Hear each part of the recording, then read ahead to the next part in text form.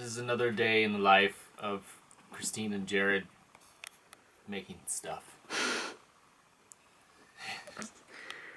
And figuring out how to make stuff. Christine is sitting on the first bench. That's not a bench, it's a stool. These are two offcuts from the giant slab that I'm gonna make my Herculaneum workbench out of, and so I figured I'd make some stools because we don't have any stools. So I did a little bit of research on like laying out the legs for the Herculaneum bench, and so basically I'm practicing making the Herculaneum bench by making these two stools. So I chainsaw milled freehand the big board that I'm going to make my workbench out of. That board. That board. That's outside drying so that it doesn't do this. Oh. These I just... Oh! That looks bad. It's not bad. It doesn't matter. It's just it's cosmetic. Whatever. If that happens to my workbench, that's not good. I don't want that to happen. So that's why it's outside, because I want it to dry slow. These ones I brought inside and they dried fast, and so they checked.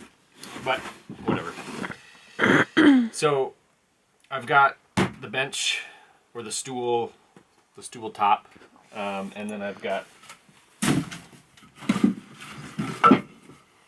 these nice spruce poles that I'm going to carve for the legs. So what I'm doing right now is I marked 3.5 inches from each end, so 3.5 inches this way and then 3.5 inches this way, and then where those lines meet, those points are the center of my leg holes, and the leg holes are going to be 1 3/4 inches. And so I marked those spots out by making this big square pattern, right? And then I used the speed square, and I used this line as a baseline, this bottom line here, and this line here to line up my square.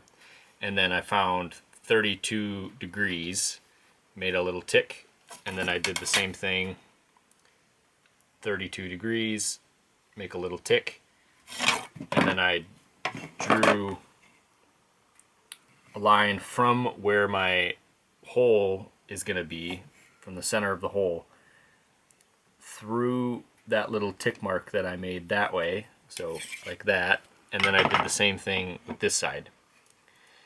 And so those lines are, so from this point, when you're drilling this hole, you're sighting down. Here, let me just show you.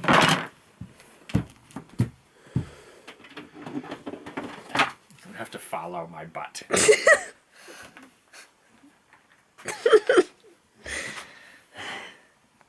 So that's where the drill's going to go, right there on that line.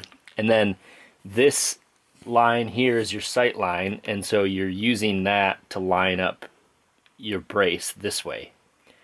Okay, so because it's a compound angle, there's a compound angle means, right, there's an angle this way that you need to keep, and then there's an angle this way that you need to keep. And so in order to know which angle I need to have the brace at this way, I made a little angle. What is this, a bevel gauge? I just made a little bevel gauge out of a piece of birch. And so the bevel gauge, right now I already have it marked out so that this is a 15 degrees off of a 90. So if this is 90, this is 15 degrees off of a 90. So it's what, like 75 degrees. This is a 75 degree angle when you set that on there. So that's 75. Okay, so then I'm putting that on my sight line and I just tape it down. Right, like that. And then so this way I can see the angle of the bit versus the angle on the bevel gauge, and I can adjust based on that. And then I'm also looking down the line that I drew to make sure that I'm on this way. And so, you know, if it all works out perfectly, then each of these should have the same compound angle. And this is the bottom of the bench, or the stool, whatever it's called.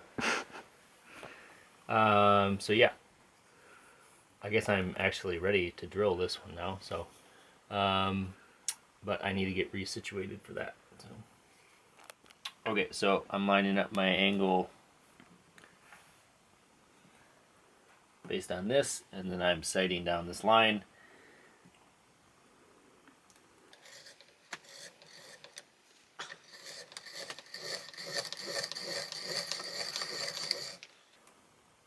And then I'm just checking every once in a while.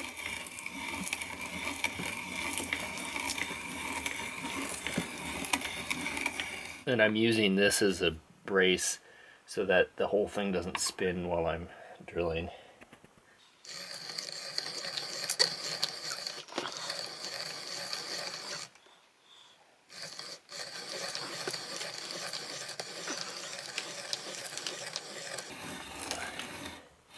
And then I've got this board on the bottom to protect the floor because the drill bit's going to go through a little bit, and then I'm going to flip it over and drill from the top.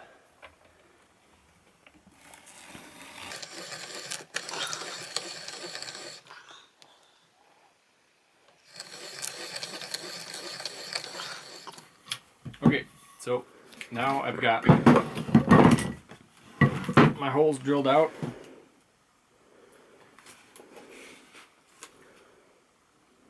Like that. And now what I'm doing is, well, I measured the distance that I need to make this tenon at, and then I basically took the drill bit and I put it into the center of the post, and then I drilled. So I started drilling it, so then I have an exact mark of how big my tenon needs to be, and then I sawed a line all the way around, and I tried to make it the same depth as this waste wood so that, you know, it'll be the right size. And then now I'm using my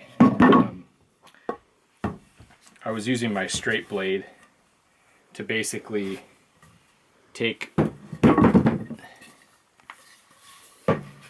all this waste wood and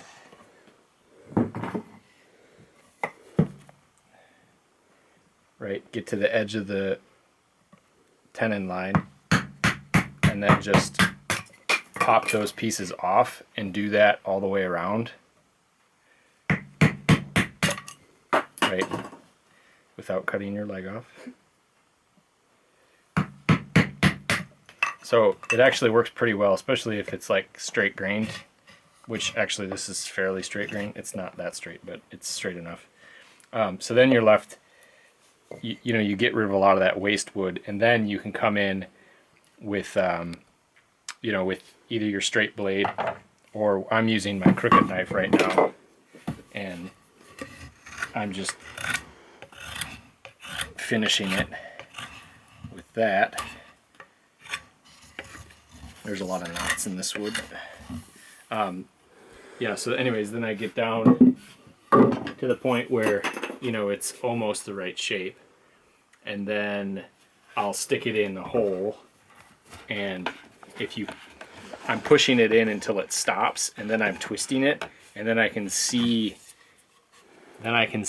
where all the high spots are. This piece isn't quite ready yet, but you can kind of see right there where it's like crushing the wood, and that means that wood needs to get taken out. So you're just basically going back and forth, and you're carving, and you're sticking it in the hole until it fits nice and tight. That's what I'm doing for now. Okay. Okay, so once I got this tenon carved, and I know that it fits in well, and it fits in all the way, then I'm just gonna come here and I'm gonna chamfer this edge. You could do it with the crooked knife or straight blade.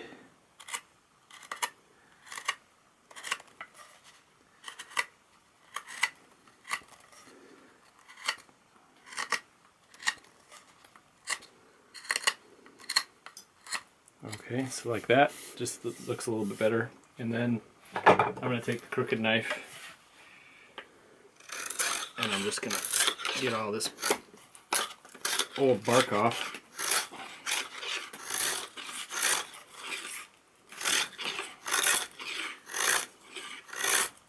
Or not bark, but this old wood that's formed.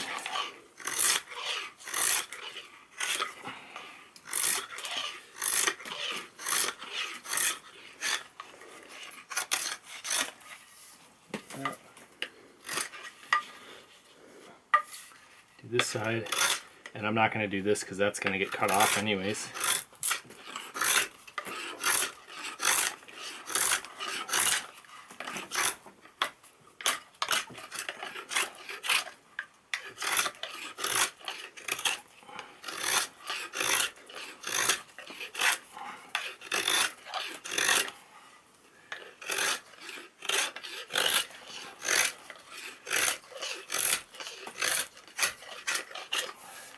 That.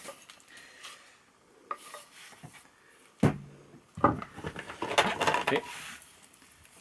And I'll do the other two, and I'm numbering these so that, like this one, even though all the holes should be the same size, it's a good idea to just number them. So like this is, I know that this one goes in this hole, that one goes in that hole. Okay, so now that we got our holes drilled and our legs are done, I ended up cutting a kerf into the tenons, and that's basically the slot that the wedge is going to go into on the top. So I'm just going to put these in place.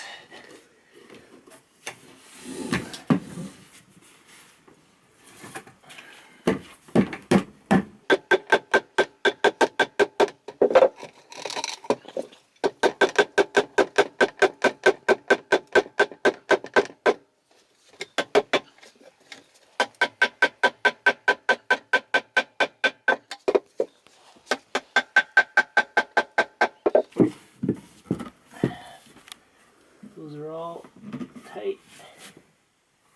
Now we got to twist them so that these kerfs, so when the wedge goes in, you want the wedge to push the wood perpendicular to the grain. You don't want the wedge to go in parallel to the grain of the wood, because the wedge will cause the wood to expand, and if it expands with the grain, then the grain will split. So all of these need to get turned a little bit so that they're 90 degrees to the grain. Okay, so now that we've got all of our kerfs at a perpendicular angle to the grain, I made these little birch wedges, so you can see about how thick they are. They might be a little too thick, but let's see what happens. And you just want to make a wedge, and it needs to be the same width as your tenon. And I put a chamfer on this end that you're going to be hitting, otherwise they tend to split out. If you chamfer or take off the edge, then it'll be less likely to like mushroom or break when you're trying to pound it in. And then yeah, just take your wedge and put it in there straight.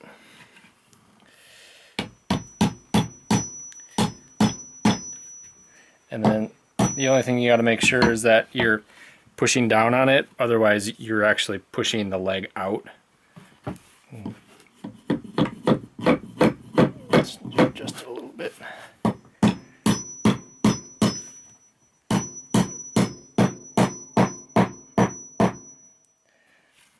That I might pound that in a little bit more, but get these started.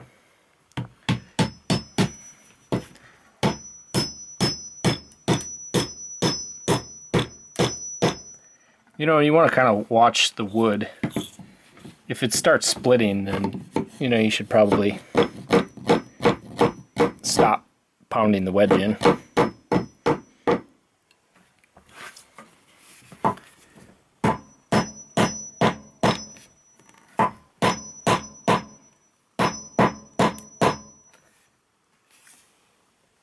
Still okay. So that's the goal right there, is just to get it flat.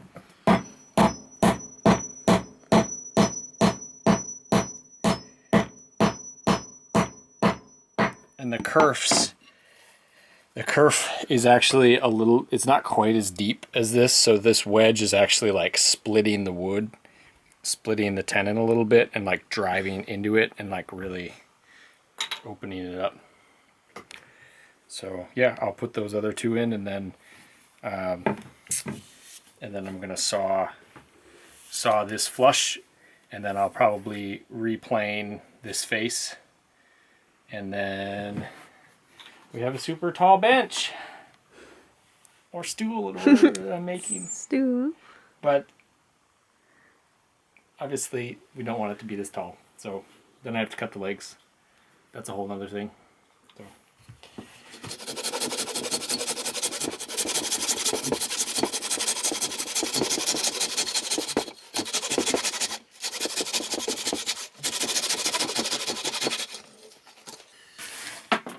I cut in a little bit there, but I'm gonna replane this anyways. But you can see this one. The wood is so compressed.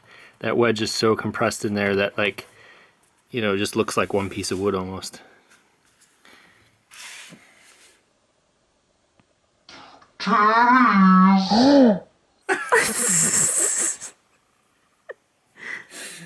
Just kidding.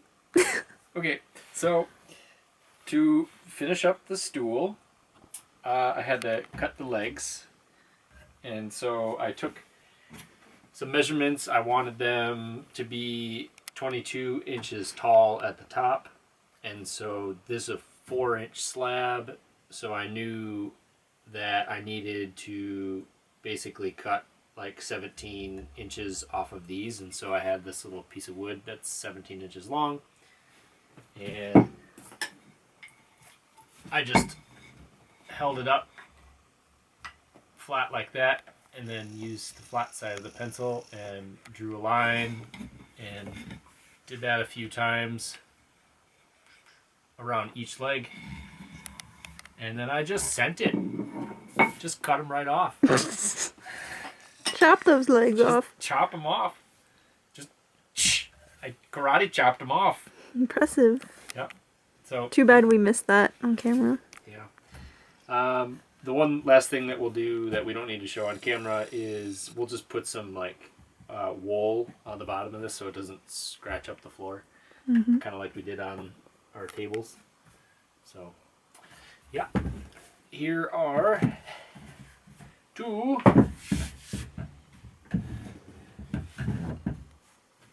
finished stools. Beautiful. And to top it off, I put some snot on them. Snot. It's all gone because I put it on. But, Oh no. there was snot in here. Well, we have a post about that. It's old. It's so this was brown cow whole milk yogurt, At one point. and I slathered it all over the stools.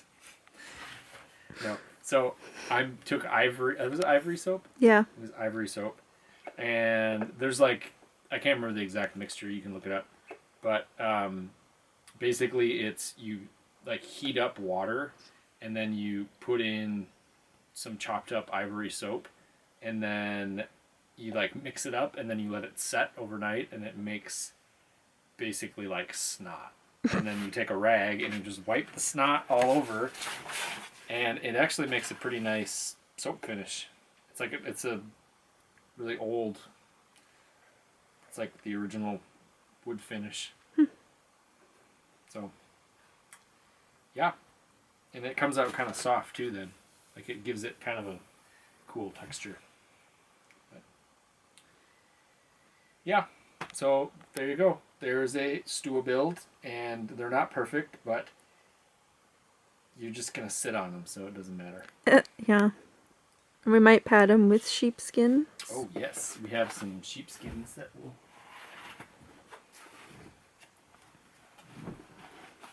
put over the top like this. Have some nice cushy stools. Mm-hmm. So, thanks for watching. Bye.